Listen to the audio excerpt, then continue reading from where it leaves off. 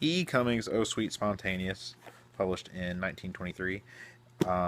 This poem is about how man in general uses the earth for their own needs, and he specifically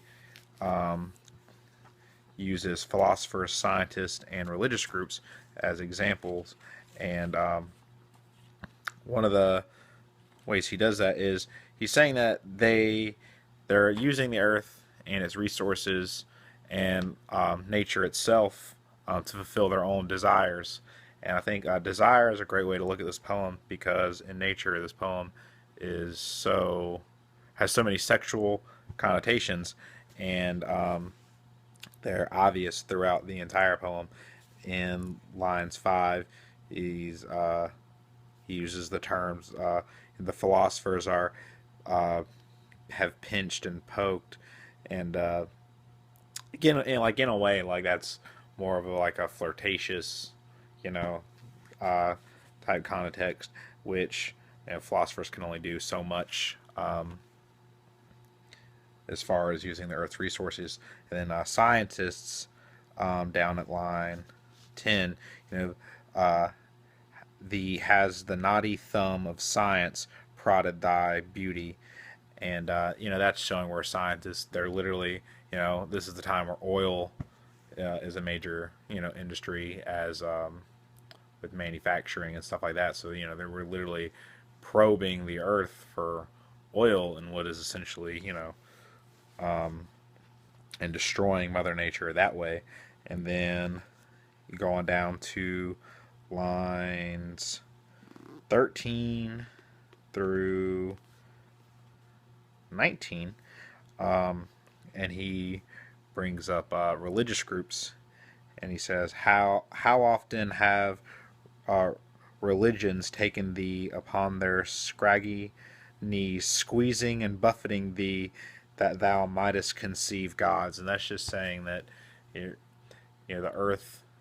It's like religious groups are coming at nature, trying to conceive God, conceiving conception. That's obviously the product of sexual activity. And then at the end of the poem, in the last lines, 25 to the end, thou answer, or we'll go to 20 to the end, to the incomparable couch of death, thy rhythmic lover, which is a very sexual line.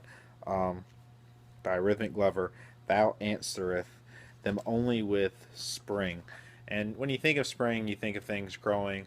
And I think this is Cummings' way of just saying, despite all of this, all of these forces of mankind hurting our earth for their own desires and wants and needs, regardless of all that, um, just like spring, things are born. Regardless of how bad winter is, life just kind of goes on. And when you look at the structure of the poem, this is something I mentioned in my presentation about E. E. Cummings. This came out during the time period where he's kind of experimenting with format, and he's or the structure of poems, and it's very unique. And the way he breaks this up, like if you look at lines, where a great example is on line 13, where there's just it's almost a space, and the lines leading up to it has the naughty thumb of science probed thy, and then the next line there's a break, and there's an indention beauty, and there's a space until the period. So it's almost like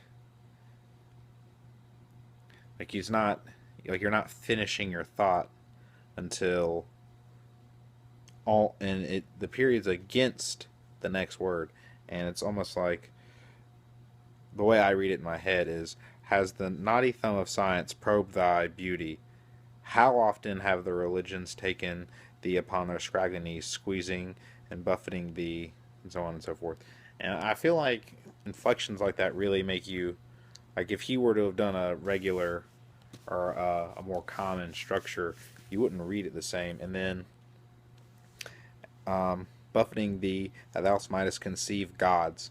And after the next line through the rest of the poem is in parentheses, and I feel that really brings home on how you could view the last three lines of the poem. Thou answerest them only with spring, and with all of that being in parentheses, it's almost as if like he's wrapped his point up, and he's really just saying like, regardless of all this, like life does go on.